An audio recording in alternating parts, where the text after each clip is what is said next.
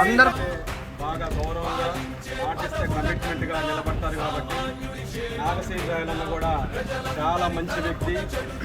నాకు పరిచయం అయిన దగ్గర నుంచి కూడా ఎప్పుడు అన్న పిలుచుకుంటా బాగా సోదరభావంతో ఉంటాం. ఇదే విధంగా మీ అందరూ కూడా కొనసాగాలని మనస్ఫూర్తిగా కోరుకుంటూ మన కాలనీ వాళ్ళని ఉద్దేశించి నాగశ్రీ రాయలు మాట్లాడవలసిందిగా కోరుతున్నాం.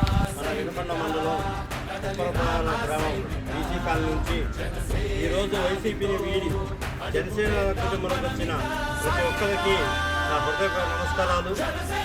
ఈ రోజున మన మిత్రులు ప్రజారాజ్యంలో కూడా మనమట్టు నడిచారు.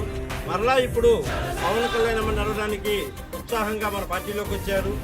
ఈ రోజున మన వినుకొండ నియోజకవర్గంలో వైసీపీ దరిదాపు ఖాళీ అయిపోయే పరిస్థితి వచ్చింది. ప్రతి ఒక్కరు కూడా జనసేన టీడీపీ చేరడానికి ఉత్సాహం చూపుతున్నారు. అందరికీ అర్థమైపోయింది. రేపు మన జీవి ఆంజనేయులు గారు దరిదాపు 40,000 మెజార్టీతో గెలవబోతున్నాడు. మన అందరం కూడా గట్టిగా కృషి చేసి జీవి ఆంజనేయుల్ని మంచి మెజార్టీతో గెలిపించుకుందాం. ఇక్కడ జనసేన జీవి ఆంజనేయులు గారు కూడా మన జనసేన టీడీపీ 2 కళ్ళు సిద్ధాంతంగా మాట్లాడుతున్నారు.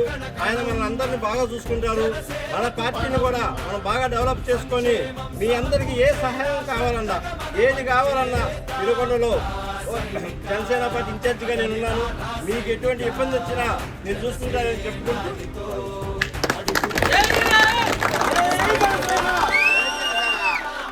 సైకిల్ గుర్తు మీద ఓట్లేసి మనం సైకిల్ గుర్తుని అత్యంత మెజార్టీతో మనం గెలిపించుకోవాలా. ఈ గెలవడం చేత కానీ వైసీపీ గవర్నమెంట్ అంతా దొంగతనంగా ఒక మన గాజు క్లాస్ అనే ఒక సింబల్ని ఒక ఇండిపెండెంట్గా ఇప్పించుకున్నారు. ఆ ఇండిపెండెంట్ నేను పవన్ కళ్యాణ్ ఫ్యాన్స్ని నాకు గాజు క్లాస్ గుర్తు మీద ఓటేయమని ప్రచారం చేసుకుంటున్నారు. కానీ పవన్ కళ్యాణ్ గారి ఒక సిద్ధాంతం, ఆయన దరిదాపు ఒక రాష్ట్ర బాగు కోసం ఆయన గెలిచే సీట్లు కూడా చాలా ఉన్నా కానీ రాష్ట్రం భాగం కోసం కొత్త ధర్మంలో కొన్ని సీట్లు తీసుకున్నారు. మనం 2 గుర్తులు కూడా వినుకొండలో మన అభ్యర్థి ఉమ్మడి అభ్యర్థి జీవి ఆంజనేయులు గారు, శ్రీకృష్ణదేవరాయలు గారు ఇద్దరు కూడా మనం సైకిల్ గుర్తు మీద ఓటేసి మనం అక్కడనే మెజార్టీతో గెలిపించుకోవాలా. ప్రతి ఒక్కరు గుర్తుంచుకోవాలా. మంది ఇక్కడ క్లాస్ కాదు, ఇదంతా దొంగతనంగా జరుగుతుంది. చూసుకోవాలి.